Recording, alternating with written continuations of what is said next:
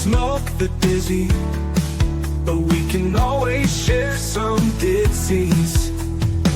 It's just a cup in time. This song doesn't have to run. Life's all of us, not every moment we can be feeling fine.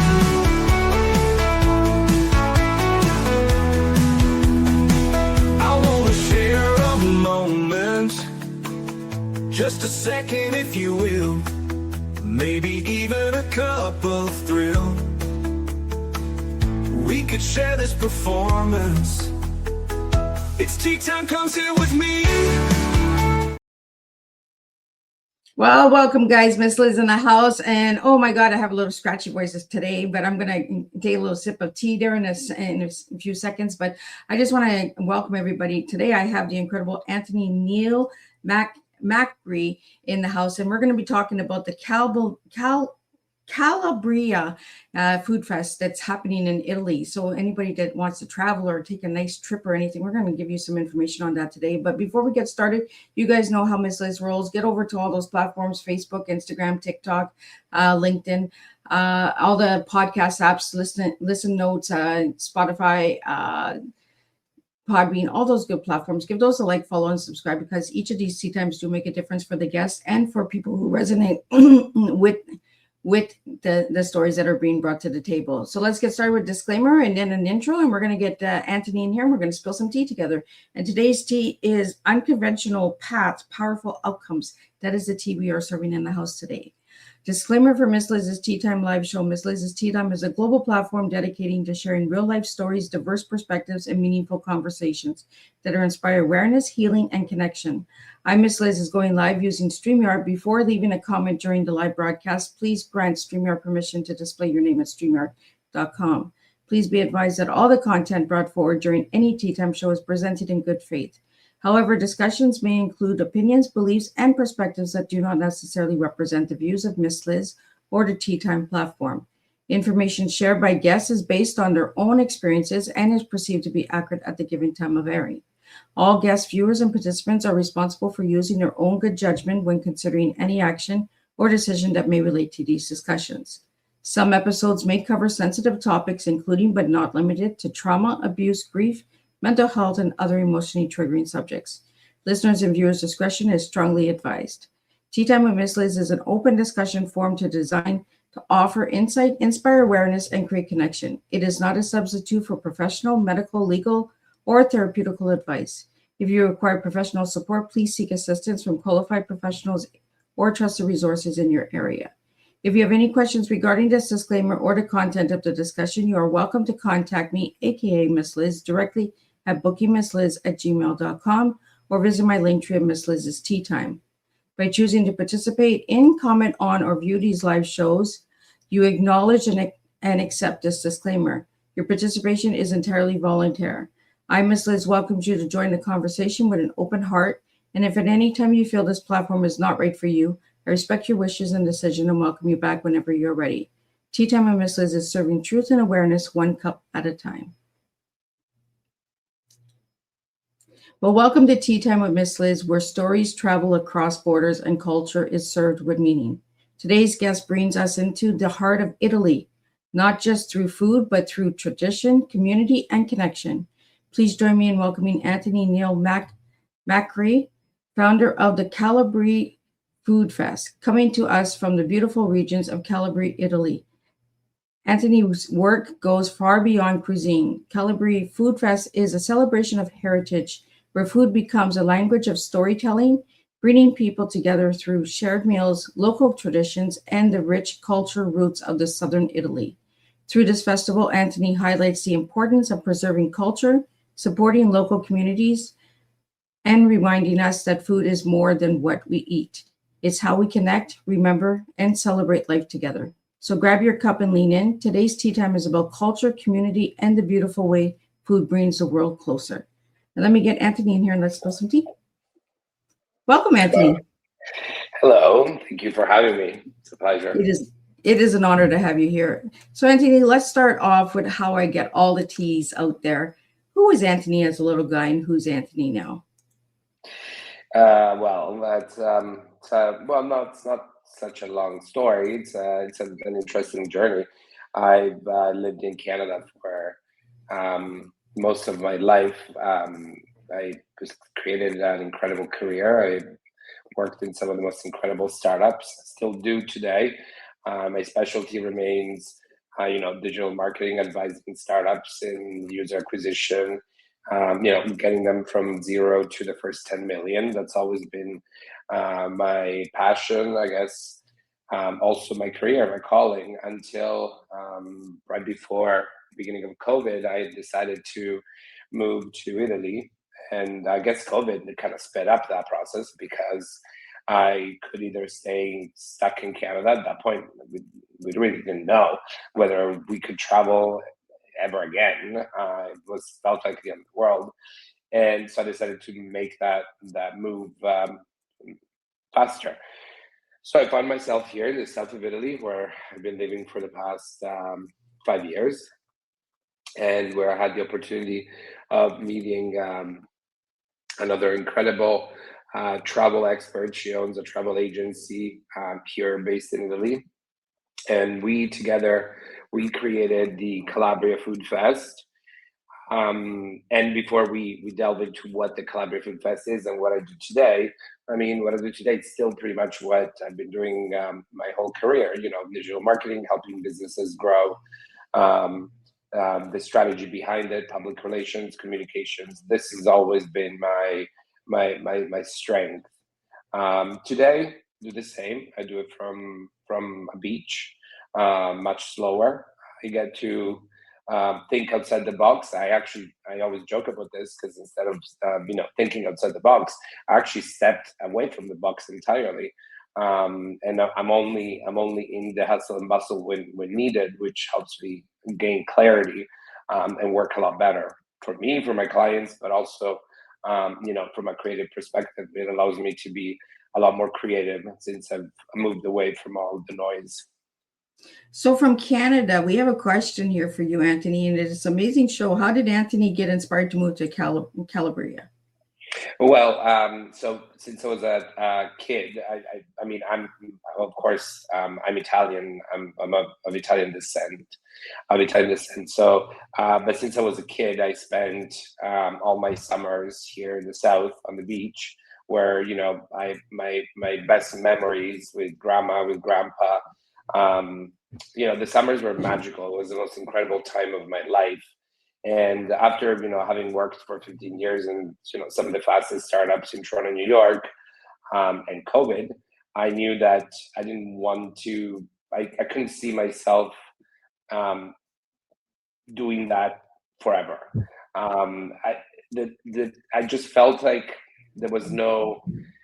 The speed wasn't productivity, and when you're in that sort of in that pace, you mix anxiety with productivity, speed with efficiency, when it's really not the case. And I think COVID, but not necessarily COVID, I think today's world, geographical location or my physical location doesn't really matter when it comes to my expertise and what I do from a work perspective.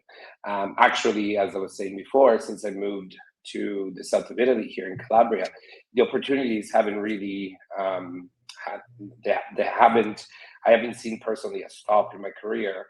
I've seen actually better clarity from my perspective in the projects I choose, and how I balance my personal life, my creativity, and what I'm willing, what I'm able to offer my clients. So if before, it was okay to sleep 3 hours a night because that was the pace that I thought that was productivity, or that was what life was all about. I no longer think that. That doesn't mean that my career stopped. I think my career just sharpened, and I just became more aware of what are the things that I care about and what are the projects that I'm willing to take.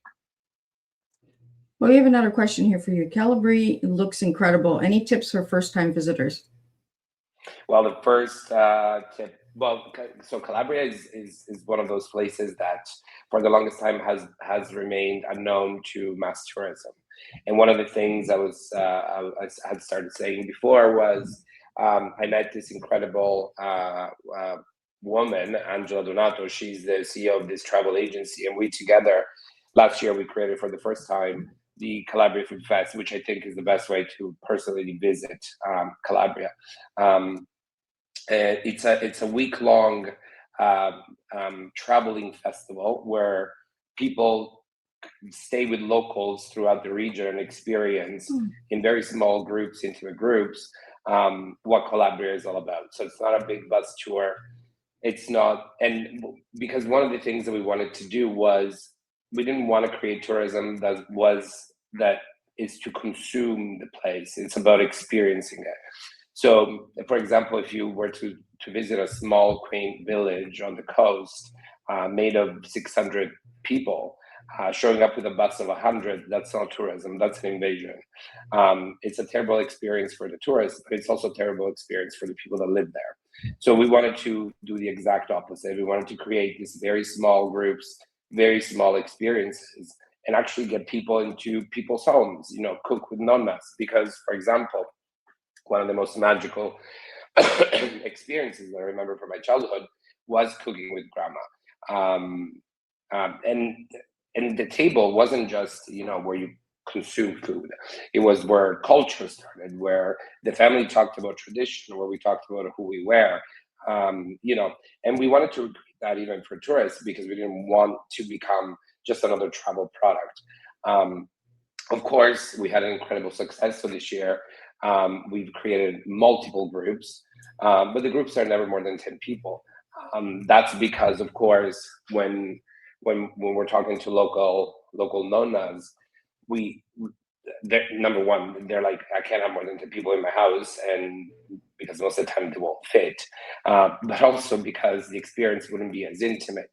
So the entire week has been designed to do two things: show Calabria for the tradition, what it was, where it comes from, and also teach about respecting the food, where it comes from, and who's making it. So it's not just about slapping it into a plate. We have incredible Michelin star chefs, but okay, so that incredible ricotta that made you famous in creating your signature dessert, where does it come from? Okay, so there is a family behind us making this cheese for 4 generations. They're as important as you are in that process. So we show our guests step one, which is let's go to the farm where this cheese is made. Then at dinner, we'll go to the Michelin star restaurant where you'll actually get to make that dessert with the chef. But it's about respecting the entire process on how that food gets into a plate. So we want to show that Calabria is, of course, an incredible region that looks at the future, is made of young people that want to do great things, and it has a very contemporary approach. But it's also a region that's very, very still attached to the tradition, and we have great respect for where we come from. So, Anthony, is that where your Noma is? Yeah. So my grandparents were both from here. So all my summers were spent here, and also some of my oldest friends that I still know to this day. We're all scattered around the world. Every summer, whenever possible, everyone still makes it to Calabria for a visit. So it's like old times. And Calabria is an interesting region because while the other regions have had, I guess, incredible marketing and incredible advertising in the past 50 years, Calabria still remains one of the most authentic places on earth. Authentic because it didn't need to make itself available to mass tourism. It never tried, and I don't think we are trying. And what's interesting is this year, the new slogan for this year's edition is it's where Italy begins. Most people don't know that the name Italy came from this region. The Greeks came when they settled and they created what was Agna Graecia, Greater Greece. And they came up with the name, but the name it started here in Calabria. So there would be no Italy without Calabria. But those are all those things that people don't know, because Calabria has always been sort of underestimated on the international stage for a number of reasons. Every region has a marketing budget, and every region has done different things to market themselves. But what we also notice is that a lot of tourists globally they're tired of the big bus tours, the cookie cutter experiences. And I say this as an Italian, I love all of Italy. I find myself all over Italy constantly. I was in Rome last week, and Rome is one of my favorite cities in the world. But I do realize that for a tourist, it's very easy to feel like you're just a number. You're just in what feels like a Disneyland for adults. Everything is just very tourist trappy. You don't know where to eat. You don't know which attraction is worth it or not. Where in Calabria, you don't really have this problem. And to that point, last year we were financed. This project was financed by the Ministry of Foreign Affairs and Tourism. They bet on us on the project. They were like, let's see if this can work. It did, of course, and we invited also some celebrities from all over the world, Hollywood influencers. One of them was Zane Phillips. He just finished an HBO show. One of the things that we told the guests that we invited for the first edition was, you've been to Rome, you've been to Venice, you've been to Milan, you've been to the Bulgari Hotel the first season, been to Capri. Now if you really want to, I guess, try the real Italy, the postcard one that when you get to Italy, you generally don't find in the touristy spots, come to Calabria. And all the guests were absolutely enchanted by an Italy that they didn't expect was still real. Zane Phillips, I remember he was making pasta with a nonna, and she slapped his hand because he wasn't making it right. And shortly after, he came to see me, and he's like, Anthony, that was one of the most incredible things I've ever done, because I lost my grandma a few years ago, but it reminded me. So that goes to prove that people do want to travel, but they also want to connect with the place. They don't just want to be dropped off the bus, and they also don't want to go home with a luggage full of photos or souvenirs. They want to go home with a heart full of memories. I love that experience, right? Because you're giving them also history and a little storytelling through the experience. We have some questions that are coming in, Anthony, that I'd like to get out to you. And I like that people are getting the chance to go and stay in homes and that, and actually learn about the heritage of Italy as well. The question that came in is, how can someone attend the Calabria Food Fest? This year we still have a few spots left. We are closing the sales to the Calabria Food Fest April 15th. So I know for a fact there is a few spots left. If you're interested, the official website is calabriafoodfest.com, and you can get in touch with the team. It's probably going to be me that will see the email anyway. We can help you with the reservations if necessary. Though behind, as I was saying, there's a travel agency, Angela Donato. She's the CEO of the agency, and she's the one that's taking care of all the logistics when it comes to airport transfers. If you need flights, she can also take care of that as well. So yeah. Another question for you, Anthony, is what makes Calabria different from other regions in Italy? Well, all of Italy is beautiful. I love Italy. The entire country is just, you could spend a lifetime, and I say that as an Italian, and discover a new town, a new village, a new food. It's incredible. What I think Calabria is different than any other places is that we have two seas. We have the Tyrrhenian Sea, the Ionian Sea, which the Ionian Sea looks out to Greece. And in the middle, we actually have two very different types of mountainous, vegetation and terrain. For example, if you go into the Sila area, which is the northern side of Calabria, it looks like the United States. It looks like Virginia. In fact, I don't know if you guys have seen the movie Hey Joe with James Franco, was actually filmed in Sila. And because he was a soldier that was in Italy during the war, and then he went back to Italy. Funny thing is, the scenes where they shot where he was in Virginia in his house in the US was actually shot in Sila, which is in Calabria, because the terrain looks exactly the same. And then if you go a little south on the same mountains, you get very, very similar terrain, mountain terrain as the Alps. So what makes it interesting and unique is that you can virtually be on the beach, and I've done this year at Christmas. I was with my feet in the water in the ocean, and I was looking up in the mountains, and there was snow. That's because within 45-minute drive, you can find snow, and you can go down the hill and find incredible beach that's, you're on the Mediterranean. That's something that another region in Italy can say and has. But when it comes to food, it's also one of the only regions that has spicy food, Oh, which is an interesting. I guess it's because of our roots. We've been invaded, by the Greeks, by the Arabs, so all of this have created what is a mix of very, very eclectic, strange mix of foods. So oregano is technically a Greek sort of spice, but we have it. We also have a wine that's called White Greek, which is funny because genetically it's a grape it's actually a Greek grape that's no longer available in Greece. But the Greeks, when they came and invaded our coast, they had dried grapes on the boats, so they dropped it on our coast.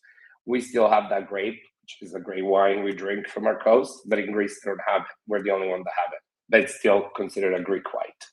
oh, So wow, there's we're learning. We get to learn so much through you, Anthony, with this experience and conversation. And that's what I like about having different conversations with different countries and different guests, because we learn right through heritage and culture and all that good stuff.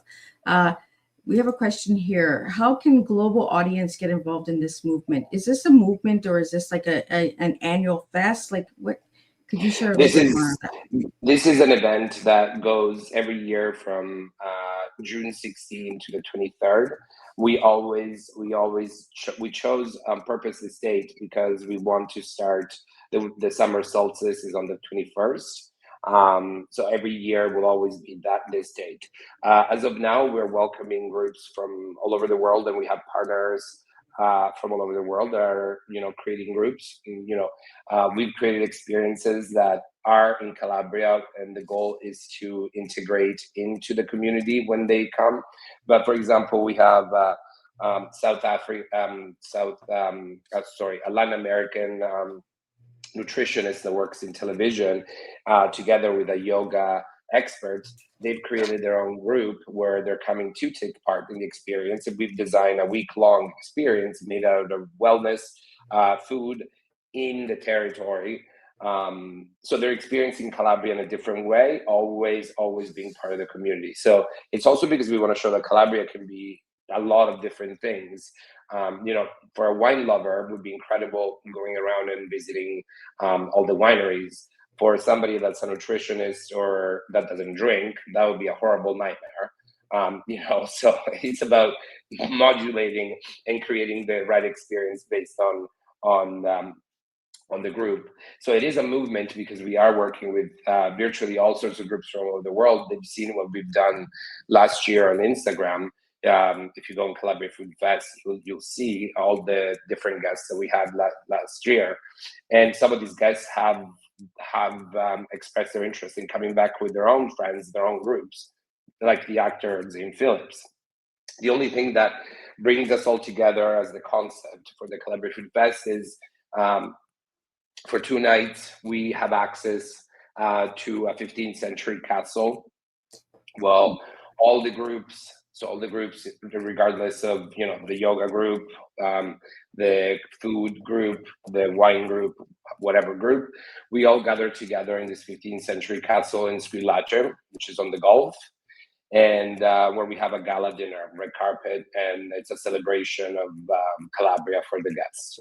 And that's where also all the chefs that the guests have met throughout the week will also get to enjoy a full dinner. So the same chefs will be cooking a gala dinner for the guests. So everything they pretty much, if we've learned about bergamots, which is a Calabria product, fileia type of pasta, or nduja, which is a type of sausage, all those products will all be brought to life into one gala dinner with entertainment. We'll all celebrate together. And what we generally say, it's not a goodbye, it's a see you again, because generally speaking, people keep coming back after the experience.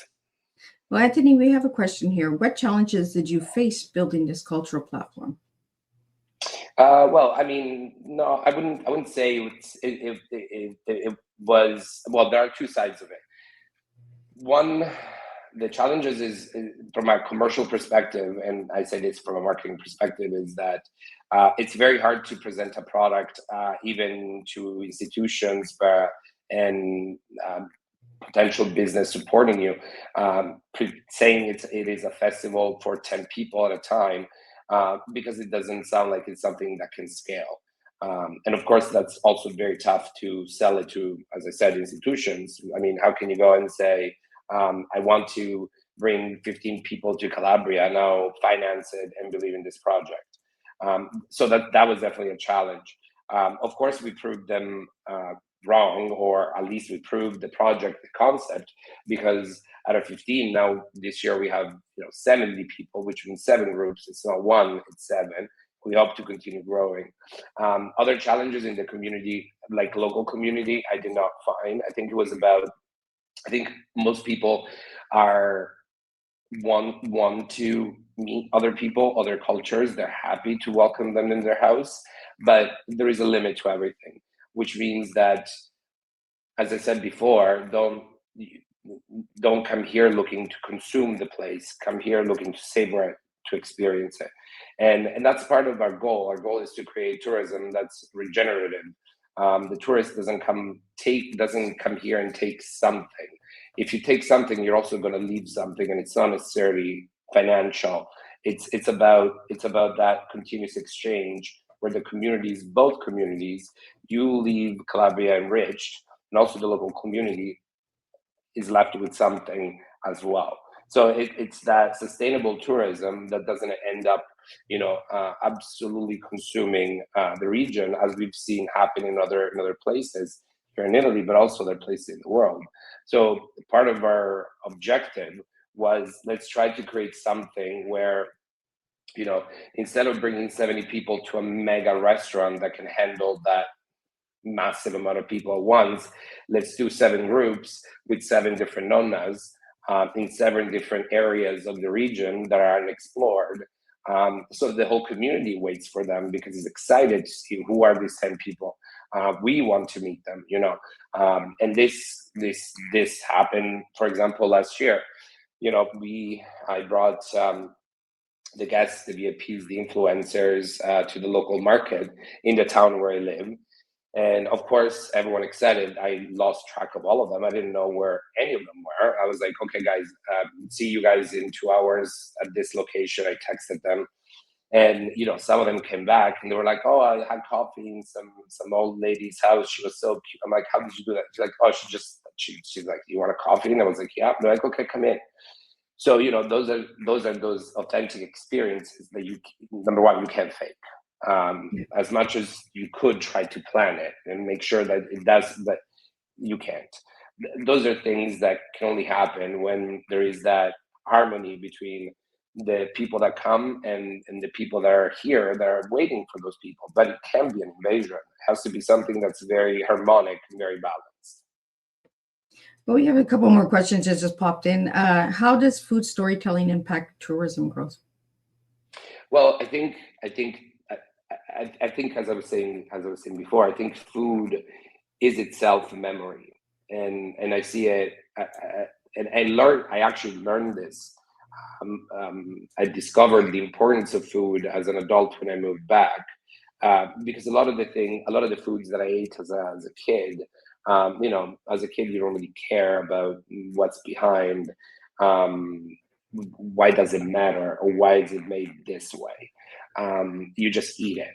I think food, from my perspective, when it comes to cultural tourism or tourism that's sustainable, I think food is the starting point.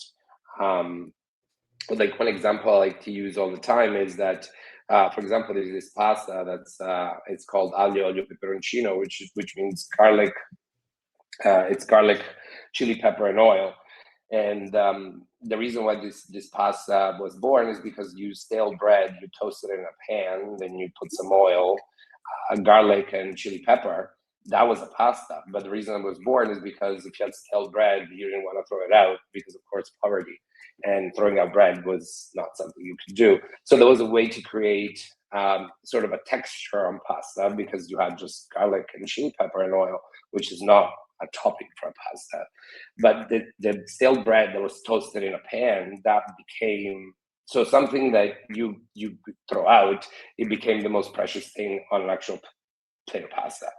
And that's a bit what I think storytelling is. I think if you start from just as simple as that, saying, the importance of bread, a family that had bread was considered rich. But the problem is if that bread is stale, you can't throw it out because it's a sin.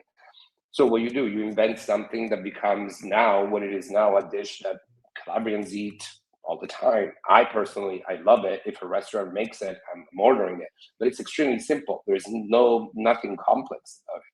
So I think storytelling, should start in many places and in many cases from the food. I think food is where everything begins, and the table. The table is, at least in Italy, I'm not sure in other cultures, but for Italians, for me personally, but for Italians, I think the table is where culture has been passed down from generation to generation.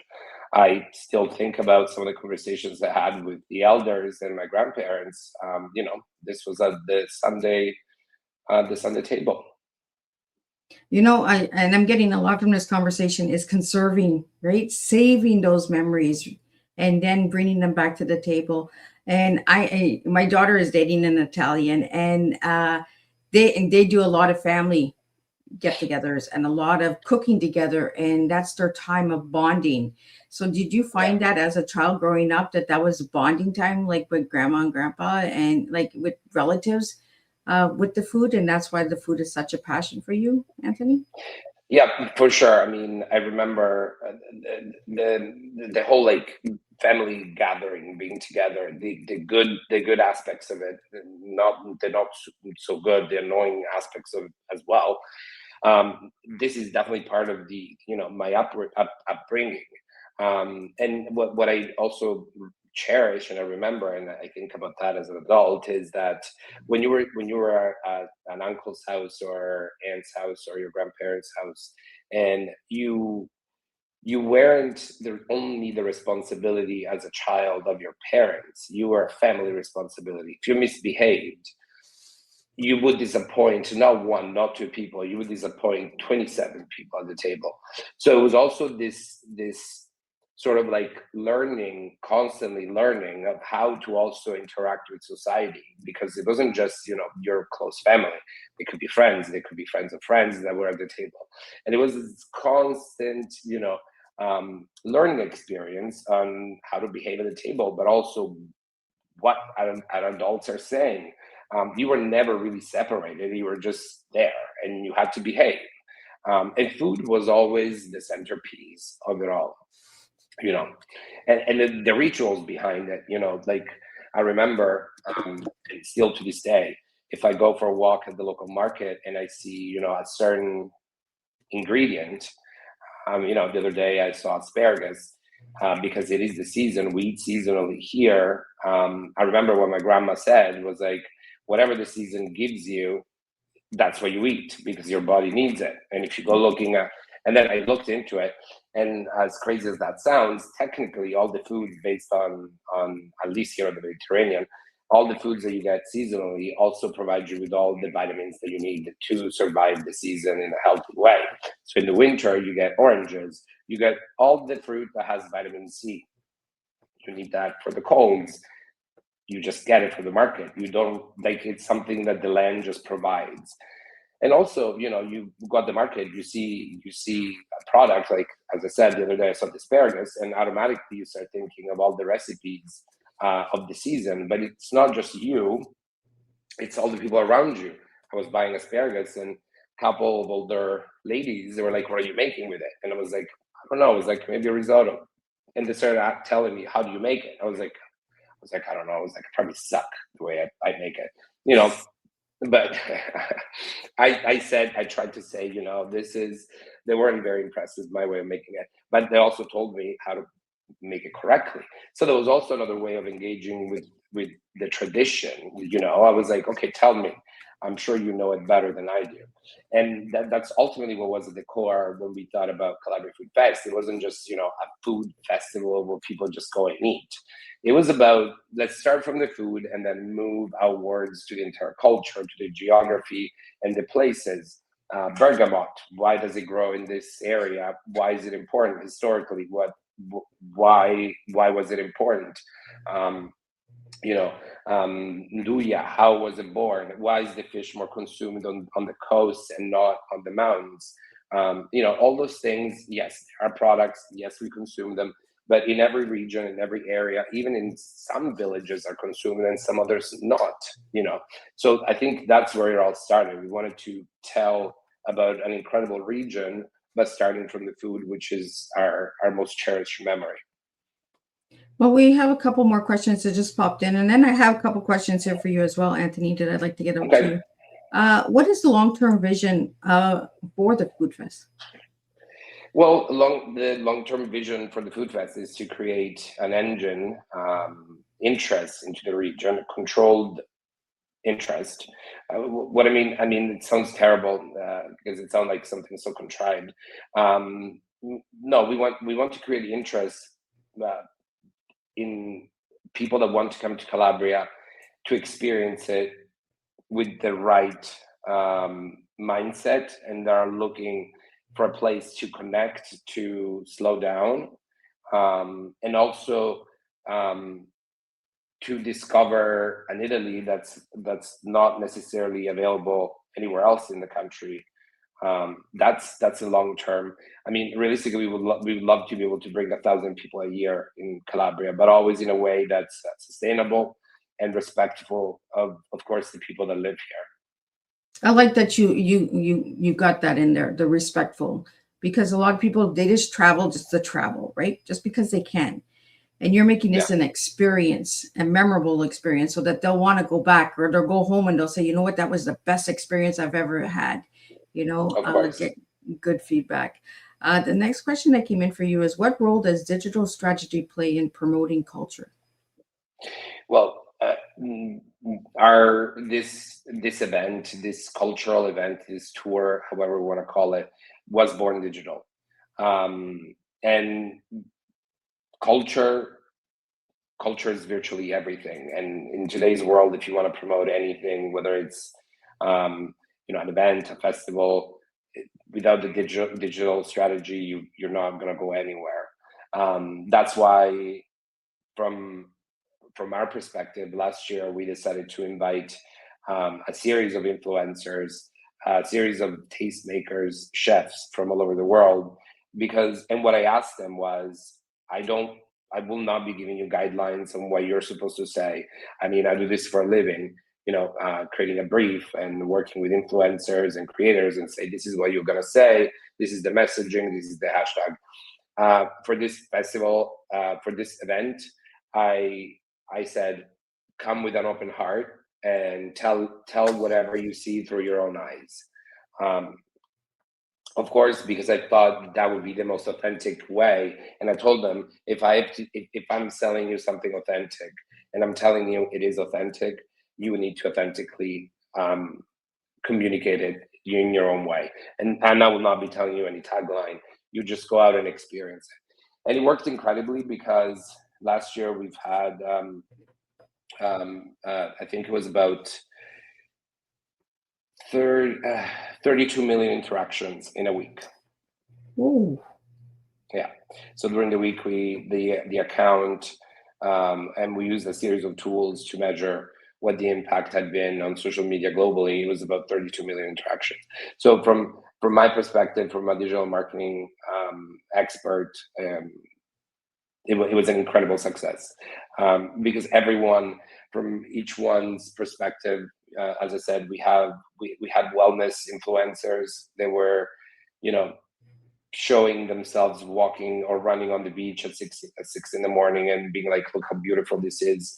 Some others were cooking with local chefs. Some went fishing with like older men. That to me is the most authentic way of communicating culture, and that's because it is authentic. There's no script.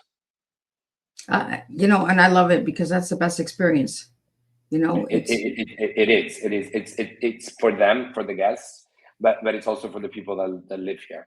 I couldn't possibly ask one of the local nonnas or nonnos or whoever, you're gonna say this, or it wouldn't work. It wouldn't work because they wouldn't do it, and for that I Yeah. love them. But also I wouldn't want to do it because it's not sustainable and it would come across as super fake. And I see this in many destinations, not in Italy, but in general. It could be anywhere where they're exasperating the word authentic with videos that at a skin level feel everything but authentic. So, and that's why I went radically the opposite of that direction, where I was like, I will give you no direction whatsoever. Do whatever you want. Even the nonna slapping the guy's hand, being like, you suck at this. That's not how you make pasta. That was authentic because he was sucking. Like that wasn't good, you know. But that's authentic. That's a nonna telling you you're not good at this. But come, I'll show you. You can learn. But those are the moments that I think people do want, and I think ultimately people do want to connect to a place. And as I said before, people want to go back home from a trip with a heart full of memories, not with a luggage full of souvenirs and Instagram photos. Exactly, right? Because who ends up with all of that stuff when someone passes away, right? It just keeps getting Exactly. pushed to somewhere else where you can share the memory and the moment for a lifetime. You can put it into a story. You can share it with your children when you get home. What feedback have you gotten from the locals on this event? Everyone has been super super excited. I've seen some of these people throughout the year after the event, after the tour, and one of them is the mother of one of my friends, and she's one of the nonnas. And she's asking me, she's like, when are we doing it again? How are these people doing? uh, you know and then we've had interest coming from other nonnas, other restaurants, other little activities that are like, we would love to take part in this. And that is a positive signal, because that means that what we're doing is not, it's something that the community is seeing it as a positive thing. We're not trying to invade or disrespect or consume what they do, just as if it was another product to be used and discarded. That's a positive signal. That means that they do want to be part of it. We've been contacted by little farms that make mozzarella, farms that make bread, all sorts of different things. And this is exciting because that means that, as I said, they loved it, and it also makes our life easier, because that means we have partners all over the region that want to do this. So it's very exciting. I like that you're keeping the heritage alive, and the culture alive, bringing back that old, my Oma taught me a lot from Germany, and, she was like, nope, that's not the way we do it. And I'm just like, oh, okay. But Yeah. that's what we need. We need that connection. We need that family bond, and, learn from the elders, learn from the people who brought it to the table to begin with. A question I have here for you is, what has been the most powerful moment you've experienced so far while building this festival? I think the most powerful has been when this was at the castle, when, as I was saying before, we all gather in this 15th century castle in Squillace, and we got the results of the numbers for the week, and we were about to go have our gala dinner. And that was incredible, because when I got on the stage and all the guests, all the influencers, VIPs were there, I and we also had the farmers, the producers that were invited. And when I got on stage, they were like, what's your comment? I was like, honestly, I was like, as a creative director, And as a co-creator of the tour, of the event, I all I can say is thank you to you guys. You guys have made my job virtually um, the easiest because I didn't really have to do anything. You guys did everything, and I couldn't have imagined a better outcome. And I mean, I was absolutely exhausted because for a week I barely slept. I was, running around with the guests, making sure that all those experiences and everything would run smoothly. But that was, I think, I was so exhausted. I honestly, I had prepared even a speech, but I couldn't even find the paper in my pocket. So I was like, I'm just super happy. I was like, you guys made my job so easy. I wanted authenticity, and you guys gave it. So that was for me the most incredible moment. Well, and seeing all of that come together, I bet you it was a heartfelt moment as well. Yeah, for sure. As I said, it was incredible just to see everyone together at the castle, celebrating this final moment where the guests were, some of them before they left, they were crying because they were like, this was the most incredible experience I've ever done. And as I said, this some of them weren't people that never traveled. These are people that travel fairly often, and they can afford five-star luxury hotels, resorts. But they were marked, or they were, I guess, not shocked, but they were moved sometimes by the smallest things. It wasn't the luxury, and that's when we came up with this term, which is luxury of the essential. When the essential things that you truly need are authentic and really good, you don't need all the extra stuff for it to be luxury, because the essential, everything you need is just perfect. Some of the guests were like, it's incredible because I sat down in a piazza, and I chatted with the locals, and I felt like I was in, because those are the moments that, as I said before, you can't fake. But those are also the magic moments. Somebody leaves and says that for me was special. So for you, Anthony, what food stands out for you? Like what dish represents Calabria for you? Sorry. What dish or food represents Calabria for you? For me, the most Calabrian food would be paccheri, which is a tube pasta. It's like short tubular pasta, short, incredible, with swordfish. Oh, swordfish. Yeah, Wow. we actually have some of. There is also, I believe, there is only 8 classical boats, like the original boats for swordfish fishing. And 7 of them are in Calabria, and 1 of them is in Sicily. The other ones are gone forever. We still have them, and there's still families that do, every day, go and catch swordfish. So swordfish is very, very ingrained in Calabrian culture, and this is another little story which is fascinating. Is about, it's sad, but I think it's also, it's a moving story of how you fish for swordfish. You always try, the fishermen always try to catch the female swordfish first, because it guarantees them 2 swordfish, because the male will continue looking for her under the boat, which means you also gonna get the male. So the families that do this professionally, which, because it's very dangerous, they always prioritize the female swordfish because they know they'll also get a male, which means double the bounty. So how do you know the difference between the female and the male? I don't know, but they know. I have no idea. They told me once, but there is a way.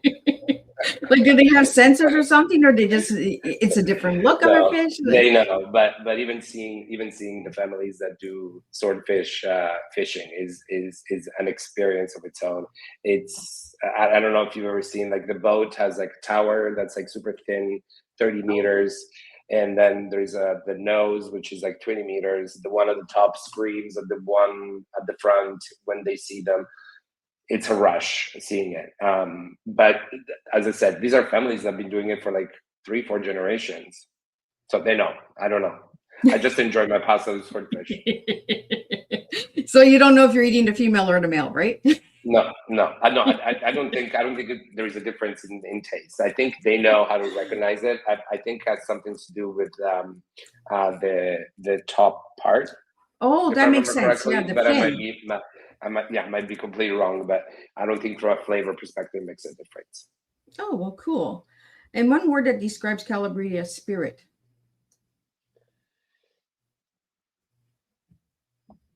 Huh.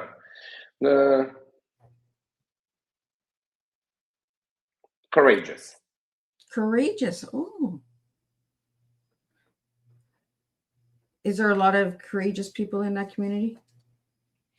I think so. I think the region has had, as I was saying before, has its history, and it hasn't always been easy. Particularly because being a region that mostly in the past has survived off of agriculture, where other regions have experienced aggressive industrialization. I would definitely say that it is a courageous region, and it's also a region that's very matriarchal. The mothers, the women, they're the protector and the heads of the family, which makes it a very, very, very magical place from that perspective, I think. Well, we just had a question that popped in, and it's how can small regions replicate this kind of success? Well, Calabria is a small region, very, very small. I would say, from a population perspective, it's very, very small. So I don't think it's necessarily. I wouldn't worry too much about the dimension of the population or the region.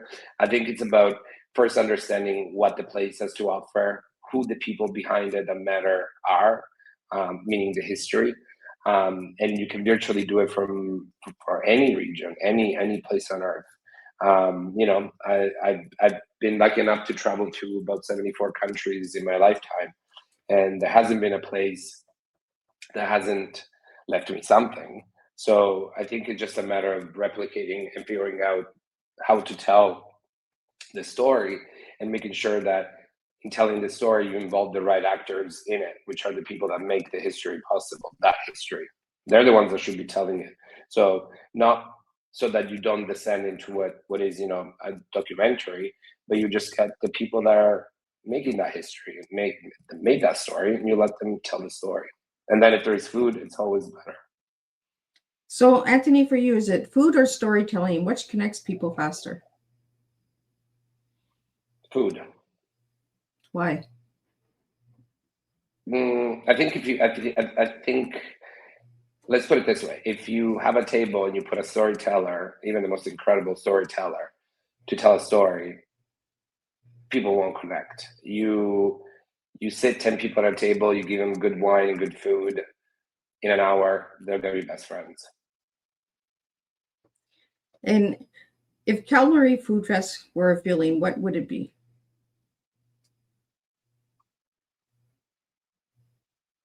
Discovery. Oh, I like that word. Because that's what we actually did this afternoon is we discovered a lot of stuff. We have a question that just came in, and it says, what advice would you give to someone who wants to start? To start, I guess, an event or a tour. Yeah, as I was saying before, start with the food, start with the people that make it. Actually, I would probably go back and say, start with the people that make it, the families, the producers, and then figure out where that food is used, where that food is being consumed and transformed. That already you have a story, because you have the people that make it, you have the people that procure it, and the people that transform it, and then the people that eat it. That in itself is already an incredible storytelling exercise. And then if at the end there's a table, as I said, with a group of people, then you have both. You have incredible storytelling, you have incredible food and storytelling. I'm kind of glad that you said food first, because I'm a food person too. And I like trying different foods and different tastes and different ways of creating food. Have you seen different spaghetti sauce and stuff like that made in Italy, and you're like, "Ooh, that's different"? My Oma doesn't do that. Yeah. I mean, when I was in Canada, I mean, as I said, I've been lucky enough to have learned from my mother and my grandparents how to make sauce. So honestly, I've never purchased that already made sauce.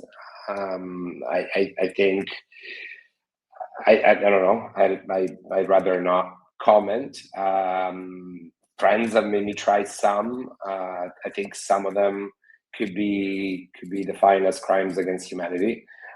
Personally, because they're terrible. but but yeah, no. I mean, having moved to Italy, I've definitely discovered a whole. Personally, I've discovered to respect food a lot more than I did before. What I mean by that is respect because you respect the seasons, but you also respect the people that make it. And in when I was in New York, when I was in Toronto, and this is something that now a bit bothers me, but that's personal. And I've learned this from a chef, a local chef. In Toronto and New York was fairly often you find this molecular restaurant that would give you like a tomato foam. And living in Calabria or in Italy, I wouldn't say I find it offensive because I'm not offended, but I think if you have an incredible tomato, there is absolutely no reason why you need to turn it into foam. Just bite the damn thing. It makes no sense. Like respect the food for what it is. There is absolutely no reason you need to transform it into something that looks like something different. I get it, it's art and I respect the skill set behind it. But living in Italy has taught me how to respect the food a lot more and the seasons because I also have met the people that do make it and I know the hard work that goes behind making one tomato, that goes making one lettuce head. Now I think twice about throwing out food, and I've learned a lot from the locals how to reuse food. So before I was saying, the pasta with distilled bread that gets toasted on the pasta. Those are all ways that you learn only when the local communities in the history, not today, of course, but in the past when they experience hardship. Those are dishes that came exactly from that. But they also teach you that the food is extremely precious. Just because today you can afford 4 tomatoes, you can throw two without thinking about it. It's still offensive to the food, and it is offensive to the people that work so hard to make it. Well, I'm going to wrap up with your tea because the tea that you gave me, Anthony, was unconventional paths and powerful outcomes. Why'd you give me those words for your tea? Why? Yeah, why? Well, because I never thought I would be doing. I never thought I would be living in the south of Italy, and I never thought I would be spearheading or co-creating a cultural event of this magnitude ever. Because my path was to continue working as an executive, as a vice president of an agency, digital marketing of a startup, whatever. As I said before, I have an incredible career in the digital world as a consultant, as a digital strategist. So that was the easy path. That's what I expected that I would continue doing, and I'm still doing. I just didn't expect I would be doing it from a small 9,000 people village on the Mediterranean in Calabria, while also trying to advertise this place as the most magical and incredible place on earth. So that was kind of like the outcome that nobody expected. Me and nobody others in my family. And Anthony, what's your final message for everybody today?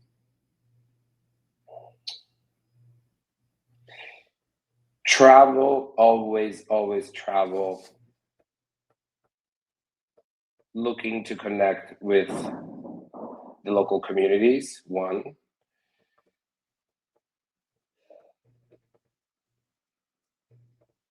Speed is not performance.